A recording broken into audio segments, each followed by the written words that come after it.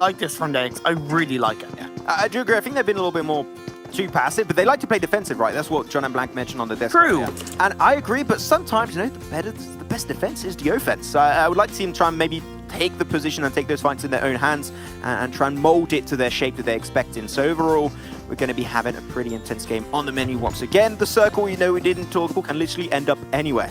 And here's something that's kind of stopping Blaze's rotation as per normal. 1280 normally hold on to the hill to the south of Picado, whereas Dave to boot camp. What am I saying? Sorry, Picado. To boot camp, but Dave rotated instantly down to the southwest island, so they're in between Kunina Power and Blaze. Team going to lose one of their players. That's going to be the end for him. But Headquarters pushing it over the road like that. When 1218 got the high ground, that's a very ballsy move. But Bandar will be able to make it over. I think Jamaz will potentially try and follow up. I'm hearing a car. I'm hearing a motor. Breakfast today? Hey, that's the most important meal of the day, Imperium. Even though that's actually a lie and a marketing scheme, but that's okay. Zach on the ball. Trying to hold the high ground position. Going to be the first line of defense with the barrel, but the barrel's not going to do anything. He's going to be taken down 12-18, trying to make up for those early knocks on their side. They got ID7 knocked away, and Loka actually got knocked also. Headquarters down to 2. Jamaz and Bandar, the deadly duo, as I like to call them for Headquarters.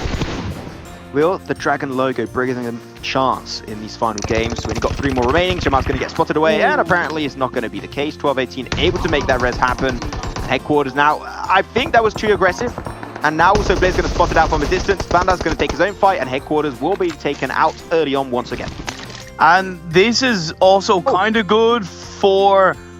Okay. Wait, Discrim is moving? No way. Oh, now you took some first steps. Now you done it, Discrim. Oh, no. There you go. He's going to get picked away. But the rest of Alliance will potentially stop the flush from happening. I talked a little bit too soon. Discrim's going to get picked up. But really, Discrim, like, if he wouldn't have moved, I don't think Class would have seen it.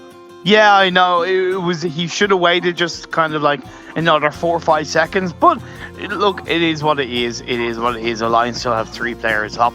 But as a circle, it allows Blade to maybe be aware and catch out 12-18 from a distance at times. But Godsend, I talked about it. They're rotated early. They have decent bit of space on that southwest island between the edge of where they moved to and where Blaze are to the east of Ruins. How they play this area is now going to be so important. Hot on their heels is Navi. Navi are going for a direct rotation. They're not messing about. They're not going into the mainland. They are going that position at the start of the day. Yeah. And now they dropped to 11th. Like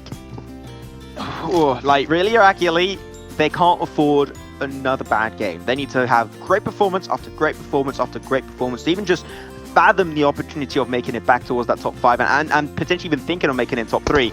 So Iraqi Elite, a lot on their plate. It's going to be a hard one, but we've seen what they can do in Imperium. They got a lot of potential, so I still got a little bit of hope for them.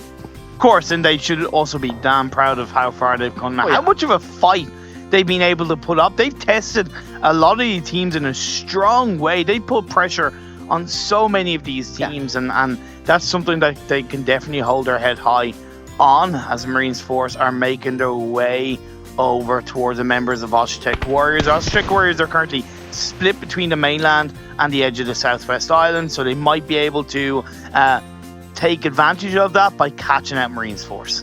Yeah, Aztec Warriors going to be actually pushed onto the river bank. That's how you say it, not the coastline or whatsoever. But Rosa's going to be trying to get the push through. Smoke gets information, but he's going to have a little bit of an unwanted surprise. He's going to be receiving the shots of 2 players of Marine Force at the same time. Okay, Elite still getting sprayed from the distance. Robbed in a really good spot to get that pressure down. They do connect onto Ali, and that's good. 1 kill over to Kunina Power. Create the space, suppress the teams around you, because disengaging away from Painan, if it stays in the circle for phase 2, phase 3, is quite difficult. So I really like the way Kunina Power are playing this early game, having 2 players on the edge of the Painan compound. Wait a minute, Alliance already here? Like, normally they're a slow rotating team when it comes down to Sandhawk, but this time, like, their playstyle's been working today, right? They've been a lot more reactive to circles, they've been rotating a lot earlier, and look how it's been going so far for them, right? They took himself a 4th position on Miramar, took himself a 2nd position, almost a chicken away from Godsend on game number 1. Like, I like how Godsend have been, changing their mindset mentality, and it's been rewarding really big fashion, even on this Sandhawk game, even though it's a little bit, it's a little bit more of a mayhem position and map, but at the end of the day, there is a method to the madness, and Alliance are potentially putting through here.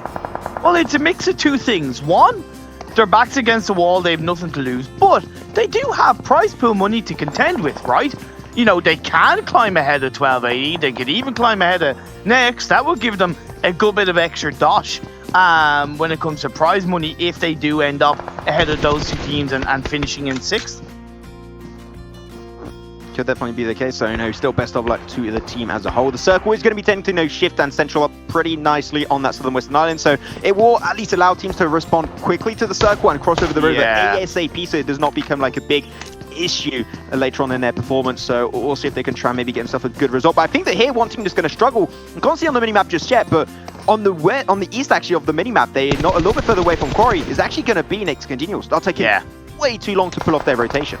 Possibly a little bit too long, but then again, maybe they could like thread in there on the edge of phase 2 just before phase 3 pops up, or maybe even get a boat across it, or even just swim across. As it seems like Marines Force are looking to kind of not swim, but just kind of go across on towards Camp Charlie. Godsend are looking pretty good.